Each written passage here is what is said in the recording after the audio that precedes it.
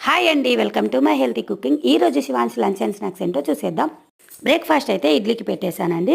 మొలకలతో third one experiment అండి ఇది. నార్మల్గా క్యాబేజీ రోల్స్ చాలా బాగుంటాయి కదా బయట తింటుంటే. క్యాబేజీ మొలకలతో ఎందుకు చేయకూడదు అనిపించింది. సో మొలకలు, పచ్చిమిర్చి, అల్లం ముక్క, జీలకర్ర వేసి పేస్ట్ చేసేసుకున్నాను.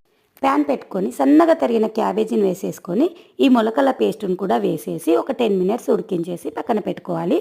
తర్వాత చపాతీ పిండిలో ఇది స్టఫింగ్ చేసి నేనైతే 3 విధాలుగా చేస్తున్నానండి. ఈ దానిలో మీకు ఏది ఈజీ అనిపిస్తే ఆ విధంగా చేయొచ్చు. నాకైతే చపాతీల మధ్యలో పెట్టి కాల్చుకోవడమే బెస్ట్ అనిపించింది.